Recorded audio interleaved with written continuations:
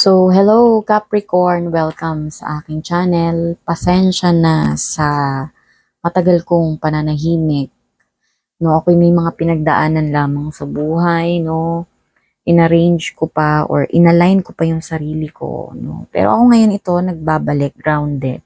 Andito yung presensya ko na magsisilbing gabay sa iyong spiritual journey, no. So, tingnan natin Capricorn, Capricorn, Capricorn, yung iyong reading for this full moon. This is also a timeless reading na kung kailan mo mapanood itong video na ito is maaaring doon ka pa makaresonate, no? General collective reading ito, no? Piliin lamang yung mga makaka-resonate sa'yo and iwan mo lang yung mga hindi. So, alamin natin ngayon.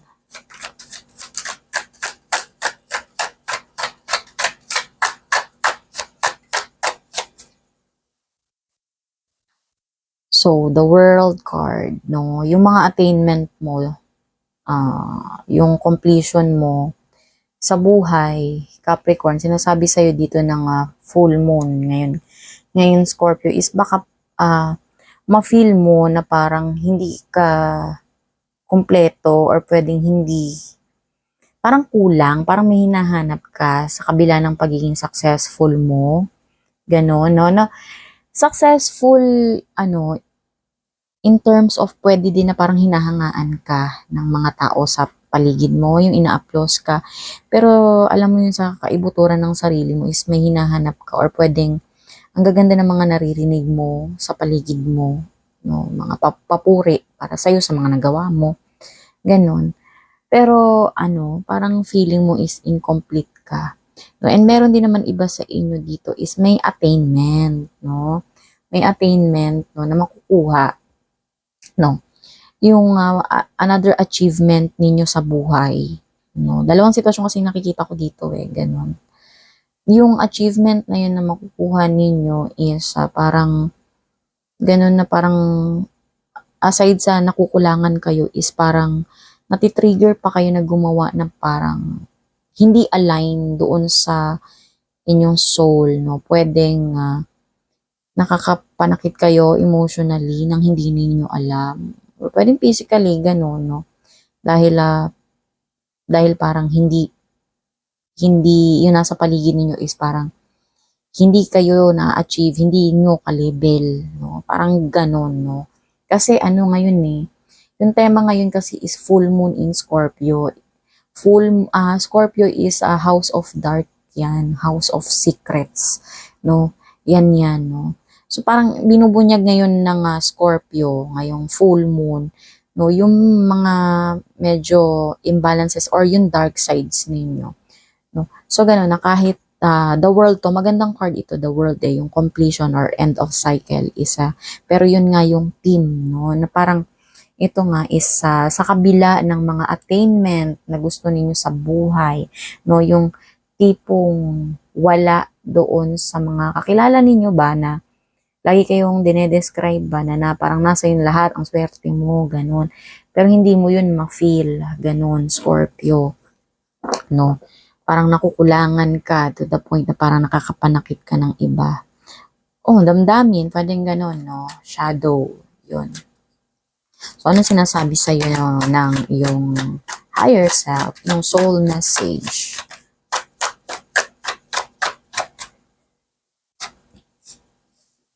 Okay. Capricorn, makinig ka sa sa sinasabi ng iyong puso, ng iyong kalooban. Yun bang attainment mo sa buhay or yung mga nare-receive mo na magaganda, no, na mabubuti, no, yung mga accomplishment, no, is talaga bang nakakatulong yun sa'yo or nakakabigat lang or nakakasama? Katulad ng sinabi ko kanina, no, na baka kasi lumalaki ba ulo mo, ganyan, or parang yung nakikita mong mga plano or nakukuha mo sa buhay is talaga ba yung nakakatulong doon sa sakop mo? Kaya feeling mo siguro, parang nakakapanakit. Kami nakikita akong ganito no? Parang naisusumbat yung kanyang accomplishment sa buhay, no? Kasi siguro baka ano ba yung sasalig? Masyado nang inaasa yung buhay nila sa'yo, no? Na yung responsibilidad na hindi mo naman sana sila responsibilidad is parang dahil sa attainment, no? Sa mga achievements na nararanasan mo, nakukuha mo, is ganun, no? May imbalance na binibigay sa'yo, parang ganun. And in fairness naman sa inyo, Capricorn, kayo talaga ay goal-driven, career-driven talaga, no? Yan. Yung talagang masisipag kayo talagang may disiplina, may control kayo no? Kapag ka meron kayong gustong i-impose, makuha, no? Talagang focus kayo dun So, ganun, no? Sa kabila ng attainment mo yun yung nagiging shadow mo yun yung nagiging dark side mo na siguro medyo emotional ka doon, no? Kine-question mo, parang nakukulangan ka or nakakapanakit ka.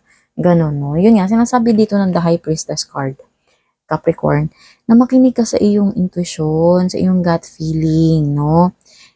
Minsan ba kailangan makakuha ka ng maraming accomplishment? Kailangan mo ba talaga yan sa buhay? Kailangan mo ba talaga na lagi kang ina-applause o yung kailangan mo ba talaga yun yung palagi kang sinasabihan ng magaganda, ganon, no? Or nakakatulong ba yan sa'yo, no? Doon sa soul alignment mo, ganon, no? Yung sa hinahanap ng iyong kaluluwa, yung contentment, no? So, tinatanong ka dito ng The High Priestess card.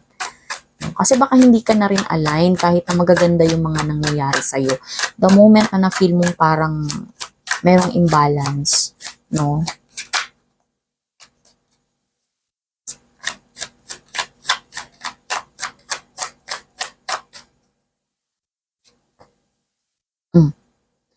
Natitrigger ka Capricorn, na alisan yung isang sitwasyon,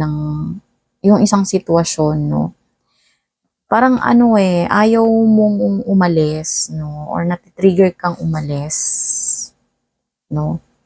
Parang pag feeling mo, pag inalis mo to is parang ang bigat-bigat or kawalan to sa'yo, malaking kawalan to sa'yo. Ganon, no? Yun yung transition dito, ito yung trigger points mo pala, yung transition. No, ayaw mong parang may baguhin kang strategy. Siguro din naman nga, no, maganda kasi the world card to yung attainment is, nakatalikod ka dun sa the high priestess Parang mahirap para sa'yo na pakinggan yung iyong kalooban. No, yung sinasabi ng puso mo dahil doon sa external validation. No, dahil maganda naman talaga, sinong may ayaw? No, na lagi kang pinupuri, na lagi kang may na-achieve sa buhay, no? Na pwede marangya yung buhay mo in a sense na slow mornings, ganyan, nabibili mo lahat ng gusto mo, nakakapunta ka sa gusto mong puntahan, no? Hawak mo oras mo, ganyan, no? Or may maganda kang estado sa buhay, yung ganon, no? Pero yun ang kulang sa'yo no? Capricorn, yung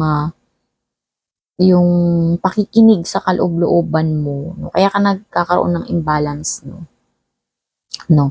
Yung mahirap para sa iyo bitawan yung mga ganun naging pattern, no? Yung mga attainment mo sa buhay, no?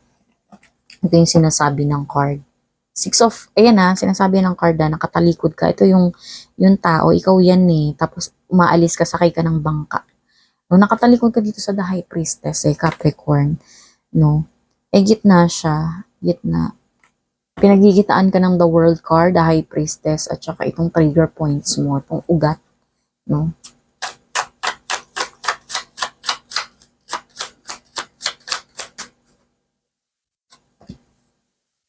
No.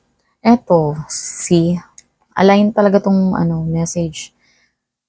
Pero alam mo, Capricorn, kasi ito talaga yung bigat ng Scorpio, sa totoo lang, no?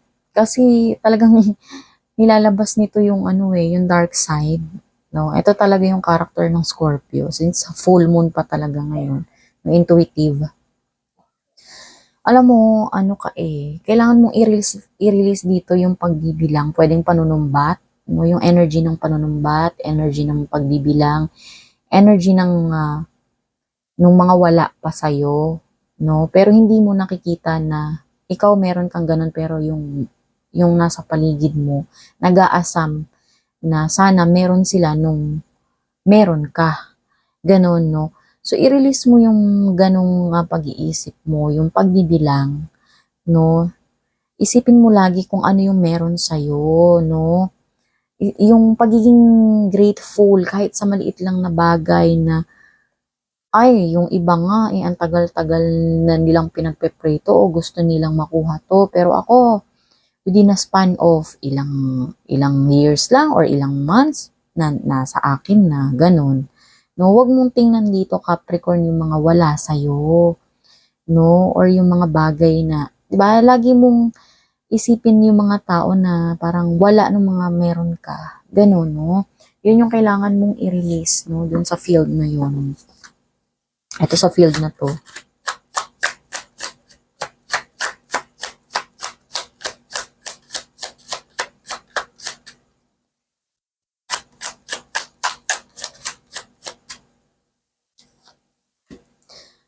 So, alam mo, devil card to, no? Pero since Scorpio ngayon, alam mo, kapag natuto kang makinig sa iyong intuition, Capricorn, no, is makakawala ka doon sa inaakala mong limits mo eh. Kasi, temptation to eh. Ano eh, Capricorn, no, yung parang meron kang kinaadikan, pwedeng addict ka sa pag-iisip ng mabubuti, ganyan, or literal na meron kang illegal na pinapasukan, ganyan, no? Or pwedeng, alam mo yon yung panunumbat, yung ganon, or addict ka sa mga magagandang puri, yung ganon, yung lagi kang ina-applause, palaging magandang may sinasabi sa'yo, gusto mo laging ikaw ang bida, ganyan, gusto mo laging ikaw na lang ang may magandang gawa, kahit na yung kapatid mo, kamag-anak mo, kaibigan mo, dapat ikaw yung angat doon or mababa sila sa'yo, gano'n. Alam mo, ikaw lang din yung makakaalis doon sa sitwasyon na yun eh. Yung mga kinaadikan mo. Nakita mo ba yun yung dalawang ano na yan? Dalawang tao, tapos may devil card yan, oh. Ano yun eh, naka-possess sila doon sa bagay, no, na kahit papano is, hindi kahit papano talaga, nakakabigat, no, doon sa sitwasyon nila, no. Pwedeng, yun nga, yung hindi ka kontento, yun.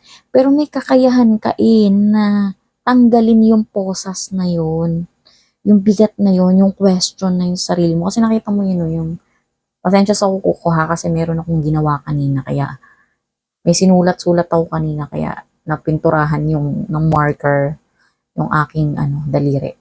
Ayan no, yung hindi kasi maluwang yung pagkakatali nung dalawang tao isang babae, isang lalaki. Yin yang energy mo yan, no? Yung masculine and yung feminine mo. Ikaw pa rin ang may kakayahan na makapagtanggal niyan. Ayusin mo lang yung iyong mindset, i-align mo lang yung iyong isip sa iyong kilos, sa iyong intensyon.